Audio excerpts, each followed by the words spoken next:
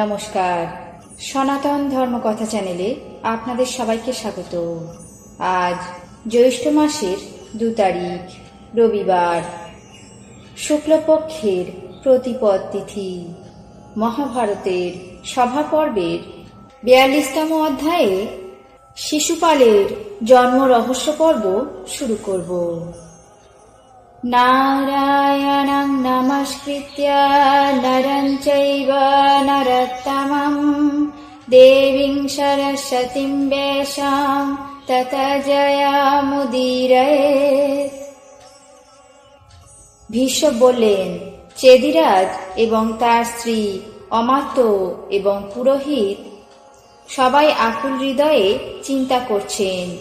এমন সময় দৈববাণী হল, হে রাজন, তোমার এই শ্রীমান বলবান পুত্র জন্মগ্রহণ করল, অতএব একে দেখে ভীত হও না, একে নির্ভয়ে প্রতিপালন করো। হে রাজন, স্বয়ং যমরাজ এর প্রাণ নিতে পারবে না, এর প্রাণ কেবল এক অস্ত্রের দ্বারাই নিহত হবে। যিনি এর জীবনহন্তা হবেন তিনি আগেই জন্মগ্রহণ করেছেন। এই কথা দৈববাণী হলে এর জননী অত্যন্ত স্নেহে অভিভূত হয়ে বলতে লাগলেন, যিনি আমার এই পুত্রের প্রতি এই আকাশবাণী প্রয়োগ করলেন তিনি দেবতা হন বা অন্য কেউ হন, আমি হাত জোর করে তাকে নমস্কার করছি। তিনি যথাযথভাবে প্রকাশ করে বলুন, কোন ব্যক্তি আমার সন্তানের যম হবেন, আমি তার নাম শুনতে ইচ্ছা করি। তখন পুনরায় দৈববাণী হল, হে দেবী, তোমার পুত্র যার কোলে উঠবে এবং যার কোলে এর পঞ্চশির এবং 2 বাহু, 3য় নয়ন বিলীন হবে, তিনি এর প্রাণ হরণ করতে পারবেন। অন্যান্য রাজাগণ শিশুপালের ত্রিনেত্র এবং চতুর্ভুজ দেখে এবং দৈববাণী শুনে দর্শনের জন্য সেখানে উপস্থিত হতে লাগলেন। তখন চেদিরাজ সমস্ত রাজাদেরকে সৎকার করে এক এক করে সকলের ক্রোড়ে পুত্রকে দিতে লাগলেন। শিশুটি এমনভাবে পৃথক পৃথক রূপে সহস্র রাজার কোলে উঠলেন, কিন্তু দৈববাণীর নির্দেশ অনুযায়ী কোনো কিছুই তার বিলীন হল না। মহাবলী বলরাম এবং বাসুদেব দ্বারাবতী নগরীতে ছিলেন। তারা এই বিষয়টি শুনে সেই শিশুপুত্রকে দেখার জন্য চেদিপুরে আগমন করলেন। তারা যথাযথ রাজাকে অভিবাদন করে তার সমস্ত বৃত্তান্ত জানতে চাইলেন। তাদেরকে দেখে চেদিরাজ অত্যন্ত আনন্দিত হয়ে উপবেশন করালেন। তারপর শিশুপালের জননী নিজের পুত্রকে কৃষ্ণের কোলে প্রদান করলেন। তার কোলে আরোপিত হওয়া মাত্র শিশুপালের 2 বাহু স্খলিত হল এবং ললাটের 3য় নয়ন তিরোহিত হল। তখন শিশুপাল জননী অত্যন্ত ভীত হয়ে এবং ব্যথিত হয়ে কৃষ্ণকে বললেন, হে কৃষ্ণ, এই অভাগিনীকে বর প্রদান করো।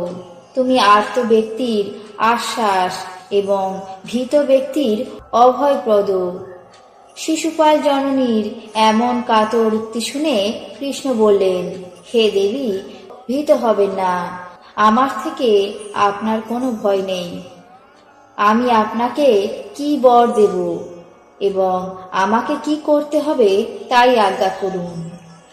আমার ক্ষমতার বাইরে হলেও আমি অবশ্যই আপনার আজ্ঞা পালন করব। রাজমহিষী শিশুপাল জননী কৃষ্ণের দ্বারা এমনভাবে অভিহিত হয়ে বললেন, হে মহাবলী যদুপ্রধান, শিশুপালের সমস্ত অপরাধ ক্ষমা করতে হবে, এটাই আমার প্রার্থনা। তখন বাসুদেব বললেন, হে জননী, আপনি শোক করবেন না, আমি আপনার এই পুত্রের শত অপরাধ ক্ষমা করব। ভীষ্ম যুধিষ্ঠিরকে সম্বোধন করে বললেন, হে যুধিষ্ঠির, মন্দ বুদ্ধি পাপাত্মা শিশুপাল কৃষ্ণের এমন বর প্রদানে দর্পিত হয়ে অহংকারের বশে তোমাকে যুদ্ধের জন্য আহ্বান করছেন। শিশুপাল যে বুদ্ধিতে বাসুদেবকে আহ্বান করছে, এটি তার নিজের বুদ্ধি নয়, বাসুদেবেরই এমন অভিসন্ধি।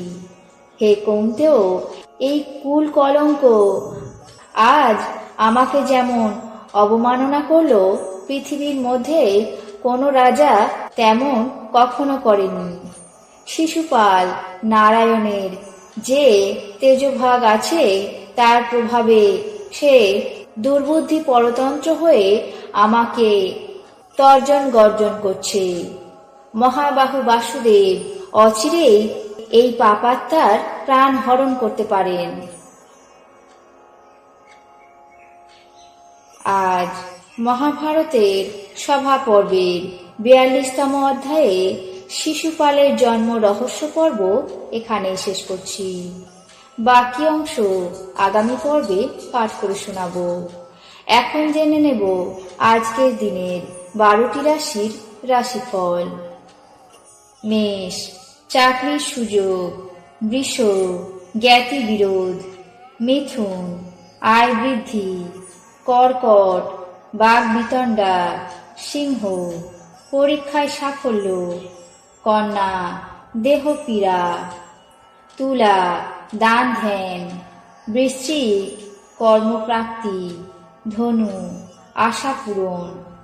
মকর, উদ্দেশ্য সিদ্ধি। কুম্ভ, সমস্যার সমাধান। মীন, পতন আশঙ্কা।